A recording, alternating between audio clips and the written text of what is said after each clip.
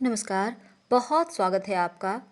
दोस्तों, पितृपक्ष में अगर आपने पूरे 15-16 दिनों तक उपाय नहीं भी किया है, तो सिर्फ 1 दिन या 5 दिन भी उपाय करते हैं तो पितृदेव की कृपा आप पर मिल जाती है।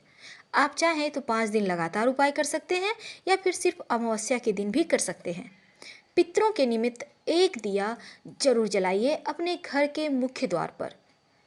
वो भी उनका जो दिया का मुंह का सिरा है वो दक्षिण दिशा की ओर होगा और इस दिए में 2 लौंग जरूर डालिएगा और दिए के नीचे थोड़े से पुष्प या अक्षत रखिएगा। ऐसा करने से आपके जो पितृदेव है बहुत प्रसन्न होते हैं और उनको बहुत शांति मिलती है कि आपके मन में उनके प्रति श्रद्धा है। बस उन्हें यही देखना होता है आप उन्हें कितना याद करते हैं। तो पितरों की कृपा होना बहुत ज़रूरी है। पितृपक्ष में आप भले ही भगवान की अगर आप पितृपक्ष पालन कर रहे हैं तब भगवान की पूजा मत कीजिएगा, लेकिन अगर पालन नहीं कर रहे हैं, आपने मान लेते हैं गया में पिंडदान दे दिया है, तब ऐसे में आप अगर आपके आसपास पीपल का वृक्ष है तो रोज़ शाम में एक दिया सरसों के तेल का 2 लौंग डालकर या फिर 1 चुटकी तिल डालकर जरूर जलाइए। एक बाती होगी रुई की, एक बाती चूँकि नहीं जलता तो उसके साथ छोटी सी पतली सी बाती रख दीजिएगा, लेकिन जलेगा एक ही सिरा। और ओम नमो भगवते वासुदेवाय इस मंत्र का जितना ज़्यादा हो जप करें। इससे पितृदेव को शक्ति मिलती है और वो देवत्व को प्राप्त होते हैं। पितृदेव जब देवता हो जाएंगे, देवत्व को प्राप्त हो जाएंगे तो आपको आशीर्वाद तो देंगे ही। ऐसा शिवालय जहाँ रात के समय या फिर सुनसान जगह पे है, वहाँ थोड़ा अंधेरा हो जाता है, वहाँ पे अगर पितृपक्ष में आप एक दिया सरसों के तेल का नियमित रूप से जलाते हैं तो इससे भी पितृदेव प्रसन्न होते हैं।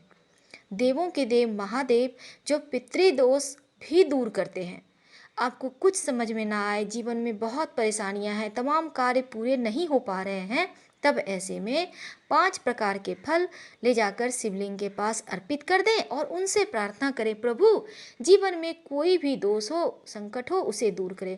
इस पितृपक्ष में जरूर आप उपाय कीजिएगा, आपको लाभ होगा। आप चाहें तो पीपल के वृक्ष के नीचे जड़ में भी 1 लोटा जल लें, उसमें 1 चम्मच दूध डालें, 1 चुटकी काला तिल डालें, थोड़ा सा मिश्री डालें, सफ़ेद पुष्प जिसमें कम खुशबू हो ऐसा पुष्प लीजिएगा, ले जाकर पीपल के जड़ में अर्पित करें। पितृदेव बहुत प्रसन्न होंगे और आपके तमाम जो दोष हैं, पितृदोष, राहु केतु परेशान कर रहे हैं, ग्रहण दोष है या फिर काल सर्प दोष है, उनसे भी मुक्ति मिल जाती है। तो पितृदेवों के निमित्त मुख्य द्वार पर दक्षिण दिशा की ओर दीपक जलाएं, संभव हो तो पीपल के नीचे दीपक जलाएं और भी ज़्यादा संभव हो पास में शिवालय हो तो वहाँ भी दीपक जलाएं। एक और महाप्रयोग किया जाता है पितृदोष से मुक्ति पाने के लिए। अभी तक हमने आपको बताया पितृदेवों के मार्ग में रोशनी के लिए, पितृदेवों का आशीर्वाद पाने के लिए आप दीपक कहाँ जलाएं।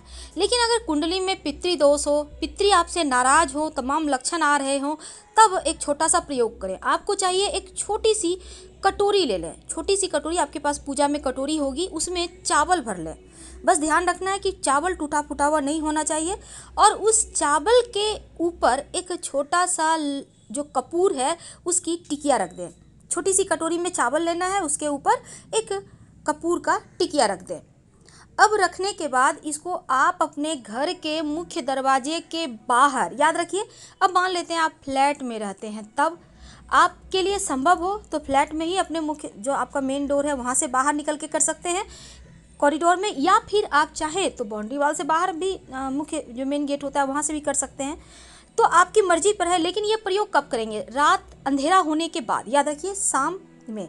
इसके बाद इस कपूर को जो चावल के ऊपर आपने रखा है, कपूर की छोटी सी टिकिया, उसको जला दें।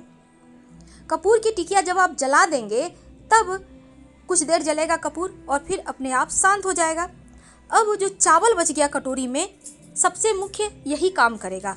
आपने घर के मुख्य दरवाजे के बाहर जलाया, छोटी सी कटोरी में चावल रखकर उसकी ढेरी के ऊपर कपूर, और जब वो चावल बच जाए जला हुआ तब उसको किसी भी पेड़ के नीचे रख दे चिड़ियों को खाने के लिए। छत पर मत रखना है, नहीं रखना है छत पर, याद रखिए। इसको कहीं भी घर से बाहर निकल कर, पेड़ पौधा बहुत सारा होगा, आप कहीं भी रख दें ताकि चिड़िया खा ले, आपके पितृ भी तृप्त हो जाएंगे। पितृदोष समाप्त हो जाएगा। आपके लाइफ में जो भी पितृदोष के कारण मुश्किलें हैं वो समाप्त हो जाएगी। प्रयोग करें जरूर। हम आपसे विदा लेते हैं। पसंद आए तो लाइक कर सब्सक्राइब करें, शेयर करें, कमेंट करें। धन्यवाद। हम फिर मिलेंगे।